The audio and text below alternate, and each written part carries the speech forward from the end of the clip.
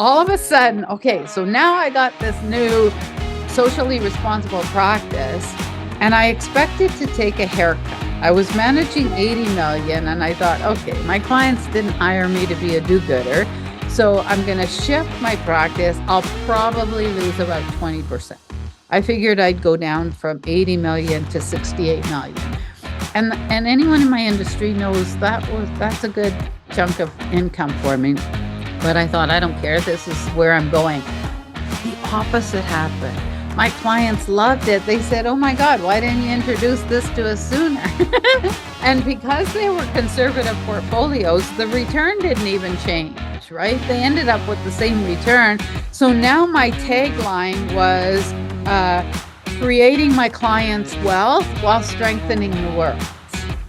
And oh my God, it was a really nice pivot. And then when I ended up retiring to study music full time, my practice was up to 130 million that I was managing. So it just continued to grow from there.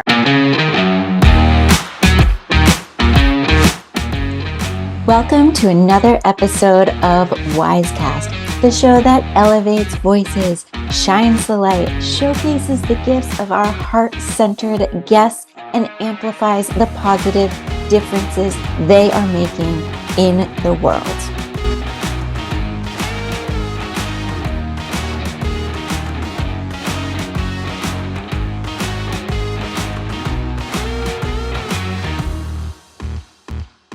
Folks, I have an amazing guest for you today. She refers to her mission as finding those folks that are always trying to get to the next level in their life, and then she helps them do just that.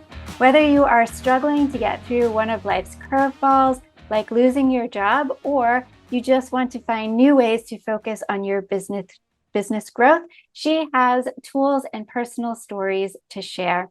Our guest today is a Canadian songwriter, keynote speaker, entrepreneur, and passionate advocate for the power of music to inspire change. With a catalog of 13 inspiring songs and topics spanning from addiction to leveling up in business, she is constantly motivating most people that cross her path. For the past 35 years, she has stood on stages and spoke about finance and social responsible investing. Her journey began in the business world where she honed her skills and expertise. Today's guest attained her CIMA designation, which stands for Certified Investment Manager Analyst, from Wharton University, acquired her MBA at Queen's University, and underwent extensive training at Harvard Business School, all while building a successful investment advisory practice. In the late 70s, she embarked on a parallel journey, one dedicated to personal betterment and the art of setting and achieving goals. She is currently planning her second book, Curveballs, Personal Stories and Tools to Inspire Folks to Take Action in Designing Their Own Lives. My name is Melanie McSally, your host for today's episode, and without further ado, I would like to give a warm welcome to the sparkly, the charming, and inspirational Gail Taylor. Gail is joining us today from Alberta, Canada. Welcome, Gail. Oh, thank you, Melanie, and thank you so much. I'm honored to be here. Oh, well, the pleasure is all mine. So you have quite the career and have been in everything from finance to music. Can you give us a little bit more about your journey? Yeah, so and actually how I ended up getting into music. When I was 58 years old, I started taking piano lessons. And I had no music background. I had been working as a financial advisor for like 25 years in total. But when I was 58, I started taking piano lessons with no music background. I'm learning how to do scales. I'm starting from the beginning. And oh my God, I fell in love with it. Music started flooding back into my life. And after about 2 years, I thought, you know what? I'm going to retire a little bit sooner than I had planned. I'm going to sell my practice and I'm going to study music full time. So I did that. I retired at 61 and I started studying through Berkeley and University of Alberta. And I was taking bass guitar lessons, keyboards, songwriting, ear training. I was just getting my full of it. And then after 2 years of that, I thought, I can reinvent myself as a musician. And then when I shared that story with folks, I kept getting, oh my God, that's so inspiring. I'm going to go do Badeep Badeep, something they had put on the back burner. And then I thought, yeah, I'm gonna start a business. I'm coming out of retirement. I'm gonna start a business, Gail Taylor Music. I'm gonna be a keynote speaker and use my music and help folks become their best selves. And so yeah, that's how I ended up getting here. I love that story. And what I love most about it is, or I hear, because I haven't, well, I guess I technically have retired from the corporate world and, started my own business. But so what I hear most about folks heading into retirement is this sense of loss. Like I had this career and now I have this empty space.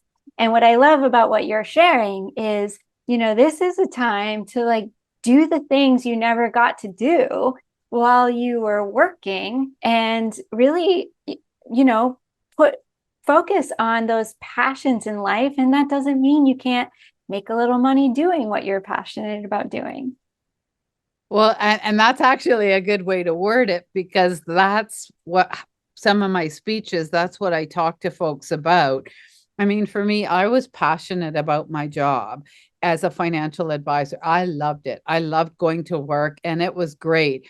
And when I decided to sell my practice to study music, my husband was already retired and he used to tease, he'd say in front of our friends, oh my God, she's going to get underfoot.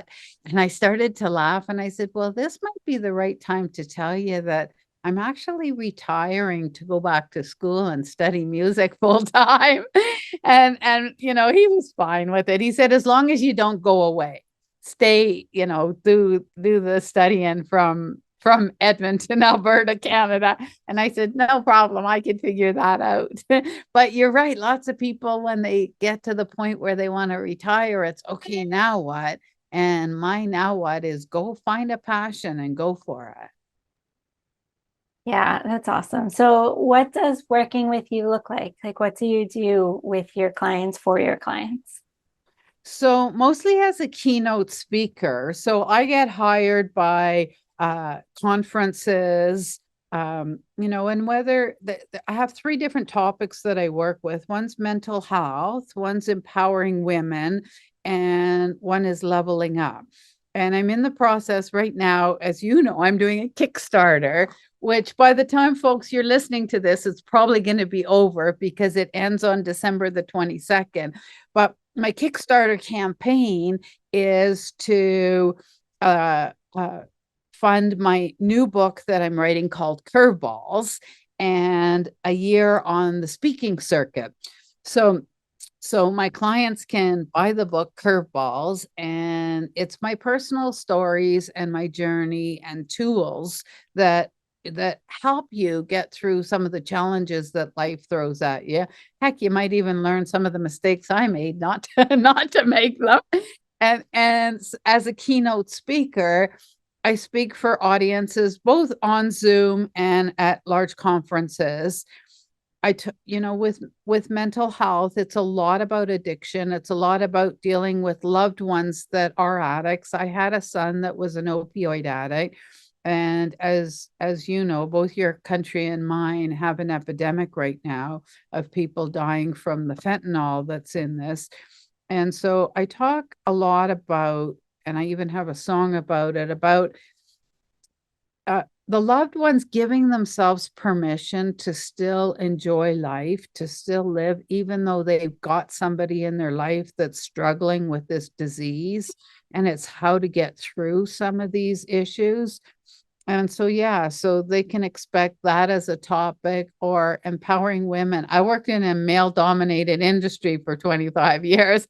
I got all the tips for you, all the tips. and then, leveling up is it doesn't matter whether you're trying to level up. If you're in the corporate world, you're a nurse, you're a teacher, it doesn't matter. If you want to, how do I make my goals become realities more often? That's my topic. So that's the interaction that I have. And I use the music to get that dopamine going in your brain, and to help you give some allow yourself to allow these goals to manifest. Oh, I love that. Allow yourself to allow these goals to manifest. Yeah, Yeah. I love it. I too am from a male dominated industry. I'm in technology, I'm an engineer. And the most common question I get is, do you work on trains? Because apparently that's the only kind of engineer out there. And anyway, so going up in my career, it was very much male dominated, and having to navigate that world of not being seen, what you want to be seen for. And yeah, so I can imagine what those tips are. Oh yeah, especially in a cocktail party situation, in my industry as a financial advisor, I'd often get, "Whose assistant are you?" And meanwhile, I had a team of 7 people. 5 of them were my assistant. And I'm there, yeah, like I'm nobody's assistant, but I used to get that. Yeah. And I used to get, you're young and pretty. There's no possible way. Yeah, yeah. Yeah. Anyway, perception. You can look at it in the good way, and you can look at it in the let's let go of those limiting beliefs kind of way. Um, Absolutely. That's why I refer to it all as curveballs. It's not the curveballs that you get. You have to have curveballs. That's life. It's like you just said, that's life. If you're trying to do something and you're leaving your house, you're going to have curveballs. It's not the curveballs that matters. It's how you deal with them and how you react. Depends whether or not you get to keep the sparkle in your eye and the bounce in your step. you just reminded me of being in Ireland with that phrase. There It you go. had like such joy behind it. It just sounded like, yeah, you just brought me back to Ireland. You guys have similar accents. So I know that there's not a whole lot of time on these like short shows for personal stories, but do you have any like a story you're dying to tell our listeners on your? Yeah, yeah, I know one, and it's sort of tied into something that I speak about passion and purpose. You spend 50% of your waking life at your job. So it to me, your job should be a passion. It should be something that you really like to do. And if you do that, whether it's I'm going to make it a short story. Like you said, we don't have a lot of time. But the thing about the passion is when you get home from work, sometimes you're bagged, right? You just ran for 8 hours or 10 hours on the job. And now you're going home to your spouse and your family. And I really believe that I was not going to give them the leftovers. I wasn't going to walk in and went, "Oh, what a day."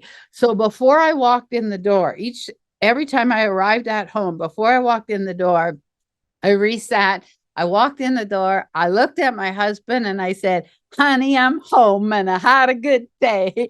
Pour me a cold one." And oh, by the way, and he'd start singing with me and we would laugh. And that would set the stage for our evening. And to me, that's important. That's really important that you have a job that you like and you don't give your family leftovers. Yeah. Yes, I agree. And I love the way you framed that. Um, I heard this from another musician that she likes to be surrounded by love and positive energy.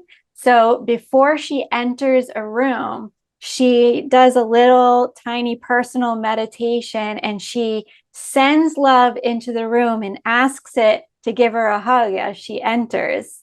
And I feel like that's quite similar. Is like, yeah, it's like you're in charge, right? You're in charge of your attitude. You're in charge of your response, but then you can also be in charge of mutating what is about to happen. Yeah, absolutely. Totally. Awesome. So, okay, so you embark on this new career as a musician and also keynoting and sort of marrying the two together. You are retired, your husband's retired. We were talking earlier about traveling to France. So how do you fit it all in? How's So the I life balance? actually unretired. I unretired in 2020 yeah. So January of 2020, I decided I'm going to be a keynote speaker. And we know what happened for the next 2 years. But in my case, it was all good because it gave me time to write my songs and my speeches.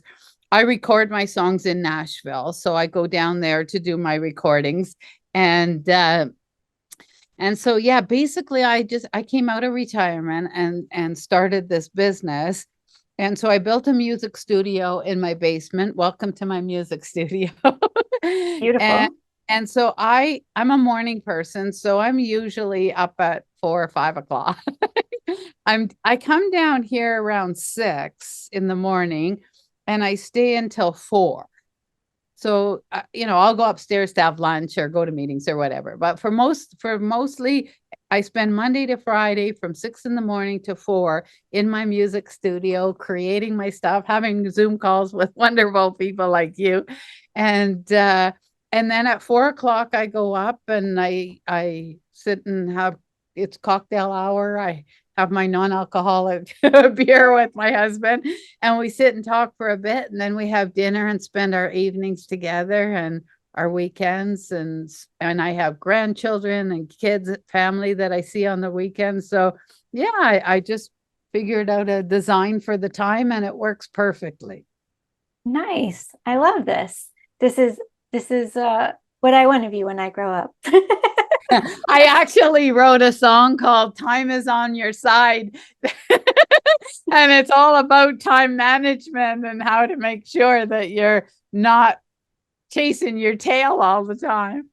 Oh, nice. So your songs are not just entertainment, but they're also educational. And they're all inspirational. Yep, they're all written around personal things that I did to get myself to the level that I got to, which is pretty much like what you're seeing now is me. I'm happy all the time. I'm enjoying life. I love life. And that I thought, man, if I could help some other folks uh, get to that place that I got to many, many years ago, oh my God, that would be the ultimate for me. Yeah, yeah. And I, there's a stereotype about engineers, which I don't fit into, which is why nobody ever believes I am one. And there's a stereotype about finance people as well, which, you don't fit into, which is why I can imagine why people thought you were an assistant versus a financial analyst. Is that you're just so filled with joy and you're bubbly and you have such personality and your face isn't in a book, and yeah, I love it. So the thing is music. People think of it as creative, but it's actually quite mathematical. So, there is a marriage there between your first career and your second. Absolutely. Absolutely. It's so funny because that's what music is. Music's math and stories, right? It turned out that songwriting turned out to be my superpower. And I say the reason I think it happened that way is because I talk so much and songs are just stories turned into lyrics. So turned out to be what I excelled at.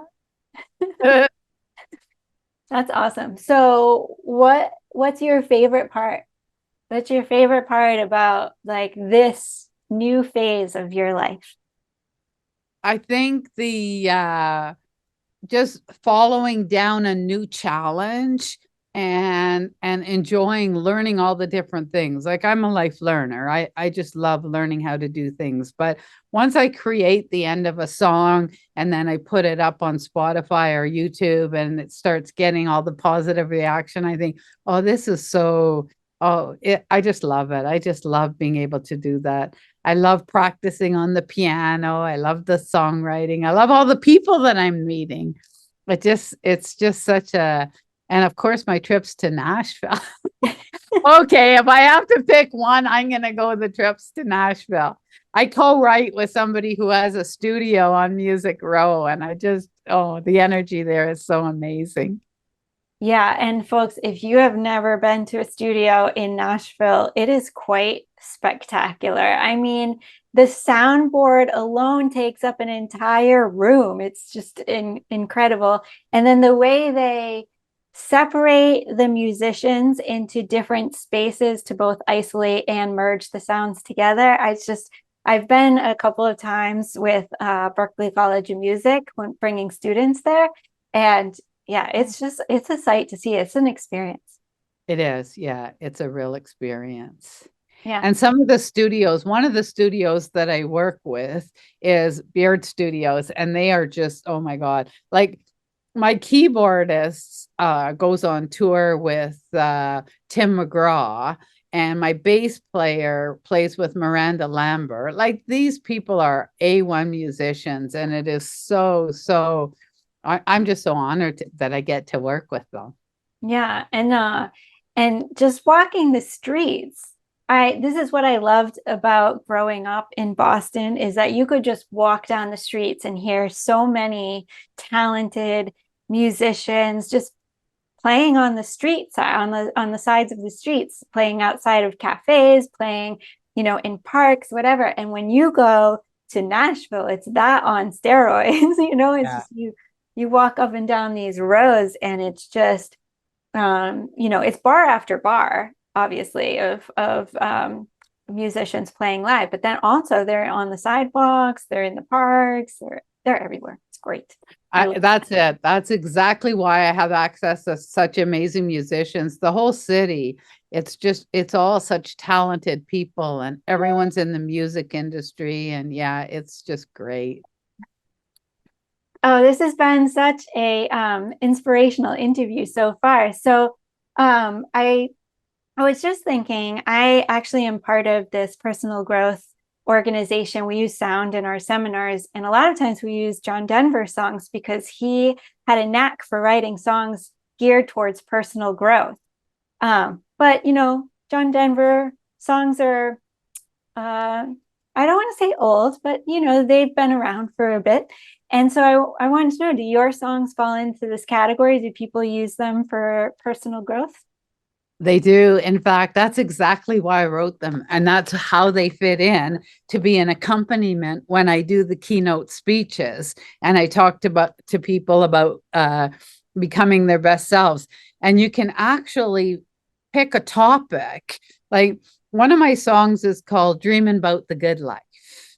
And Dreaming About the Good Life is a song that when I was in my 20s, I was quite dysfunctional. I had dropped out of high school, and I was partying all the time, and I didn't have an education. I didn't have a job, and I decided, yeah, no, I can't continue. There's got to be more to life than this.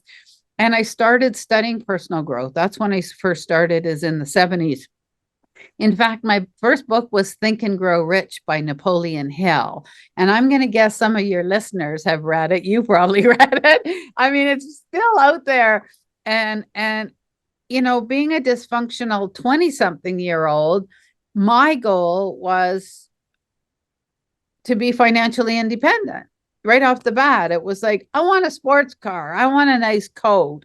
I want, So I studied personal growth and peak performance and learned how to attain those things. And so one of the songs is called Dream About the Good Life, and it was my shift.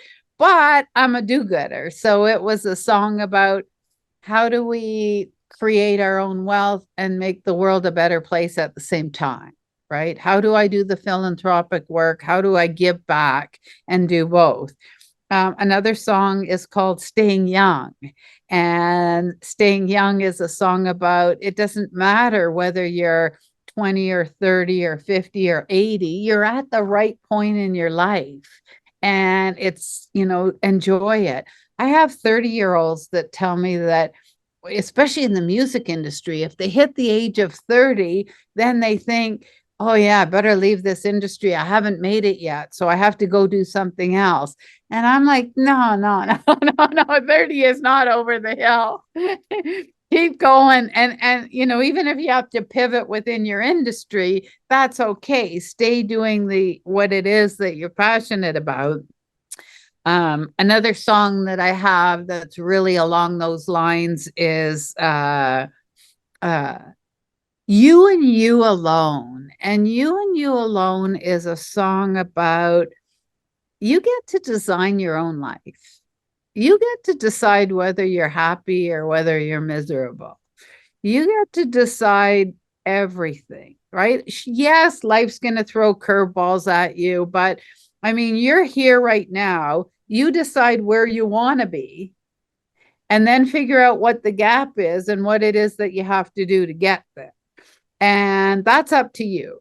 Now, even though it's called You and You Alone, it takes a village. You have to build a community, but you build the community of like-minded people, of loving people, of people that are that are going to help you with your journey, that are proud of you, that not the ones that are going to say, no, you can't get that, get back there. No, no, no, that's not the village. So yeah, I just gave you 3 examples, but I would say that pretty much out of my 13 songs in my catalog, and I've got 3 I'm working on now, I'd say 11 of them are inspirational songs. Nice. And I love this concept of you can have financial freedom, you can have financial stability, and you can also be philanthropic and do good out in the world, help make the world better, right? And that's what we're all about here, right? At my company is Wyze Tribe, and this podcast is WyzeCast. Is we're here to help the heart-centered business owners, the people even don't have to own a business to make a difference in the world. We're here to help them make their big impact on the world, help make the world a better place. And that's how we are making the world a better place, is like we help others and they are in turn helping us. So let's build upon this a little bit. Do you have a favorite story from your financial career that you would like to share with us?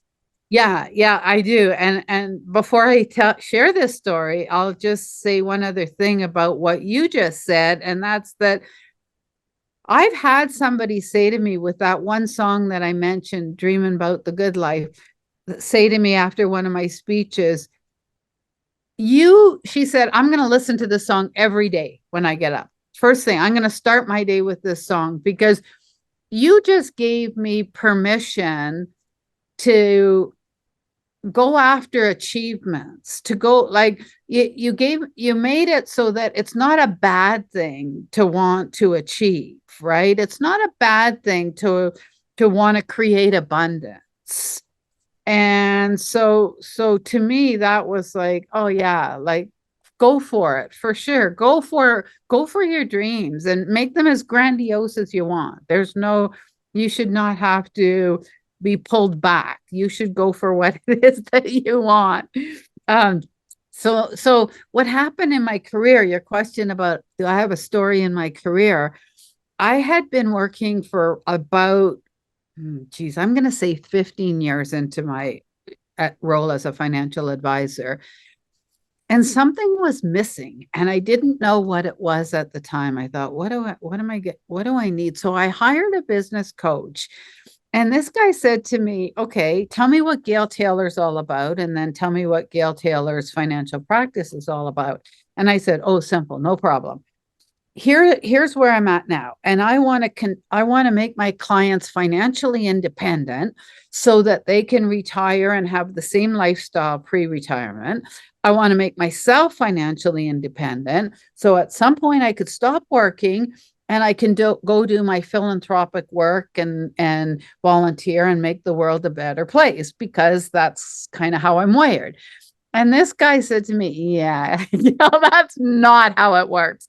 You don't work all your life go do your passion. No, you have to find a way to incorporate your passion into your job. And we'll try to find that. And if we can't, then you might as well sell your practice right now and go do something else. So I worked with this guy. He's actually a hockey, NFL, NHL hockey agent right now. He's pivoted a bit. Up. but we worked on these exercises, and I discovered socially responsible investing. And I'd never heard of it. I mean, this was quite a while. This was on the forefront of it. I didn't know what it was, but I discovered it, and it's really ESG. And so I had a traditional practice, and I was able to shift it to a responsible practice. So what happens is you screen out companies. So on the E side, it was environment, right? So you screen out companies that are harming the environment. And we all know we have climate change going on. So for me, like, I live in Edmonton, Alberta, Canada. So it's an oil province. I didn't even screen out the oil industry. I just screened out the company. I kept the companies that were spending R&D dollars on alternative energy, and they were spending money on alternatives to tailing ponds and other things that were harming the environment. On the social side, we screened out any company that was using sweatshops or that was hiring local regimes that were abusing the employees.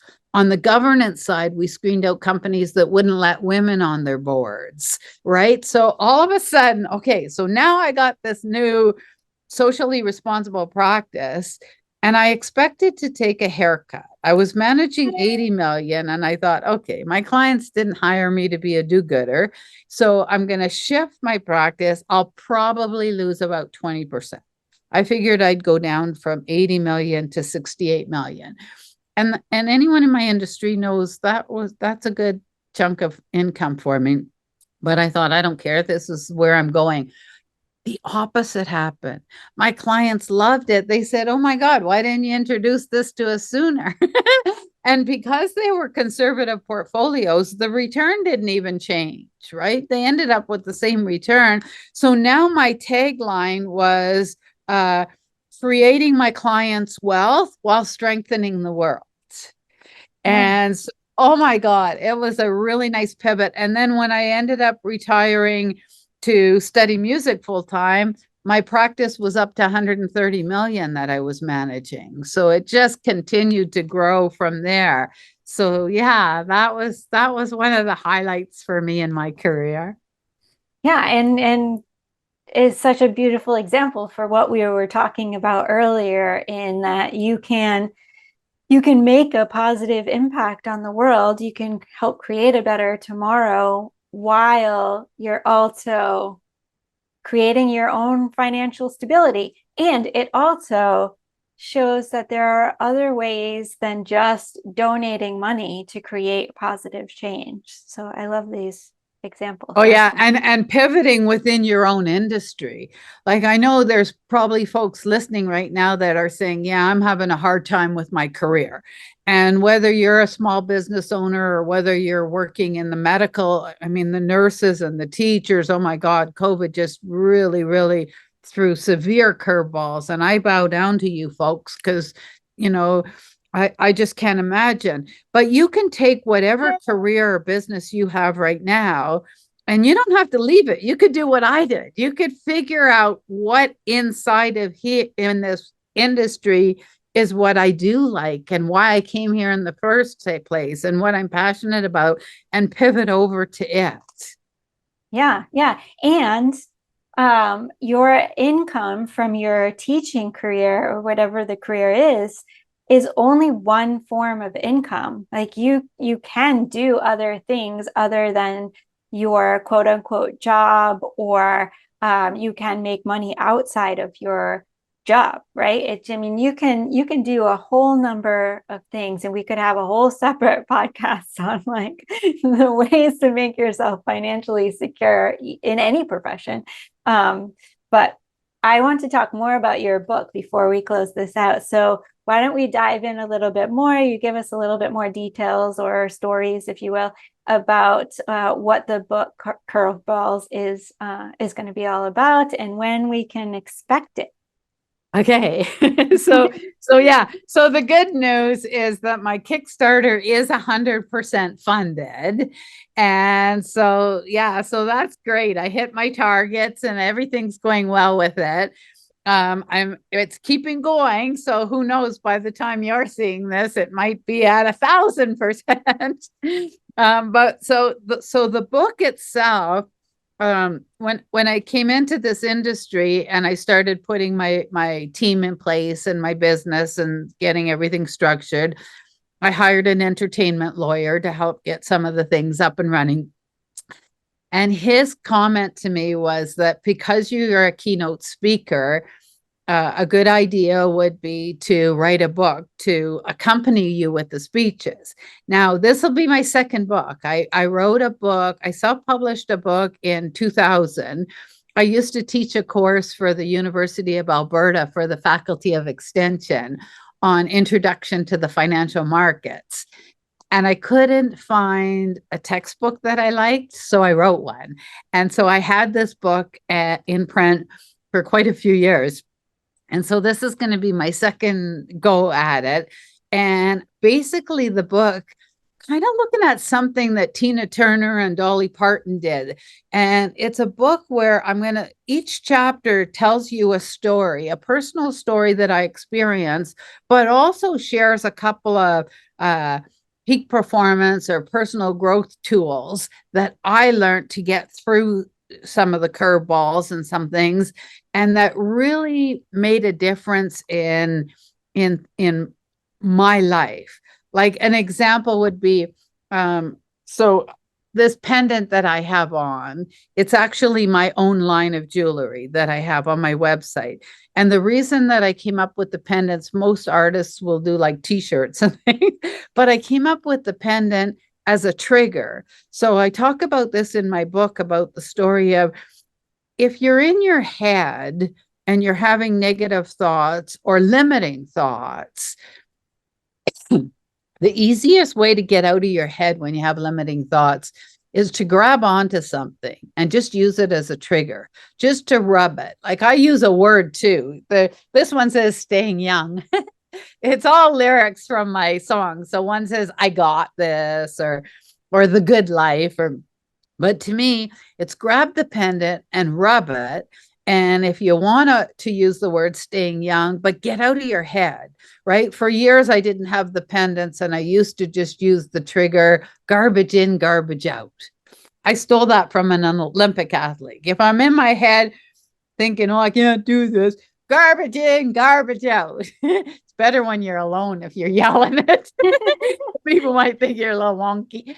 And then I would start thinking about what I wanted the day to be like, what I wanted to manifest. And so that's what the book's about. The book's about each chapter.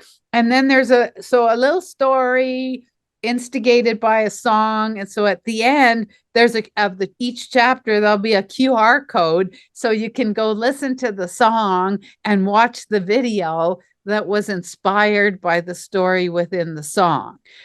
Some of the chapters are really positive and really inspiring. Some of them are some real hard curveballs that life threw at me. Addiction, I already mentioned it once, was in my family. And so, there's I go down some challenging journeys and some easy ones. And the whole design of that book is, here's what I'm all about. And hopefully there's some things that'll resonate with you and help you with your journey.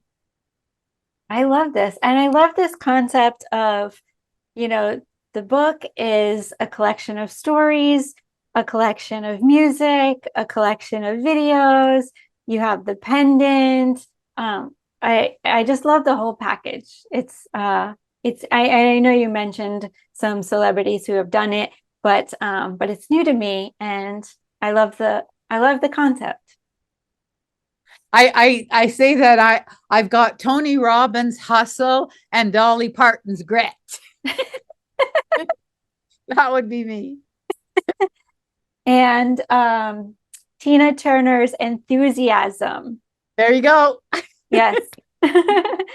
um, cool. And you know what? The other thing I love about this book is that you've modeled for entrepreneurs. I struggle with this with entrepreneurs is that, you know, is that you need money to run. The focus doesn't have to be on money, but you need money to run your business. And so you've modeled beautifully how you can get the funds you need to perform the action you want to perform. So, you know, you do pre-orders, you run a Kickstarter campaign, all the things. You get the interest before you have actually invested your resources in the project. I'm sure some of it's happening in parallel, but it's just a good role model for entrepreneurs and how to get funding for projects that they want to embark upon. So is there any last thing you'd like to leave our listeners with? Yeah. Hopefully, if you enjoyed this podcast and I inspired you at all, I'd love for you to go to my website and order a copy of the book or a pendant. I have a store online. You could get the pendants. You can order a copy of the book. The book's coming out in the spring. I'm still in the writing process. So it's coming out in the spring. It's my website is just gailtaylormusic.com. And so yeah, I would love it so much if you went and checked me out some more. If you need a speaker, doesn't matter, as long as you're in Canada or the United States, I could go to that location. And then I'll share one other thing before we close off. And this is like in closing comments. One of the things that I do that keeps me grounded and helps me with my happiness is I try to do an act of kindness every day. And I suggest that to everybody to try it out, even if you try it out for 30 days. And an act of kindness, like for me, I think an act of kindness every day you're thinking, oh yeah, what am I going to do today? It could be like buying, if you're going through a drive-through at McDonald's or Starbucks, buying the coffee for the people in the car behind you. You know how much that changes their day? And like they're honored and it costs you a couple of bucks. Or another thing I say, smile at a homeless person, because you walk by these people and you make like they're invisible. Just make eye contact and smile at them. You'd be surprised what you just did to that person and what it does to you. Right? So that's it. That's what my closing remark is. Give some thought to trying an act of kindness on a daily basis and help you enjoy your life. And hey, I believe everything goes around, comes around, karma, the universe, whatever you want to call it. And yeah, that's it. That's my closing remark. Absolutely. All right, folks. So you heard Gail talk about her book, her tour, her keynotes. If you're interested, if you're seeing this on the 21st, you could contribute to her Kickstarter and help her with this book. However, if it's after the 21st of December, go ahead, order your copy of the book. This is a unique opportunity of stories, music, videos. You can add in a charm. You can just get all of the Gail in one simple little package that I love. So we're going to put the link below as well as in the description, and I highly suggest that you reach out if you're looking for a speaker for your school, your organization, your workplace. Gail seems to have all the stories to help you get to where you want to go. So thank you, Gail, so much. It's been such a pleasure. I don't really want to end this conversation, but I must. I'm sorry. Oh, me too. I just love talking to you. Thank you again so much for having me and for being such a beautiful light yourself. Yeah, you as well. It takes one to know one. There you go. And to all the listeners out there, thanks for hearing my story.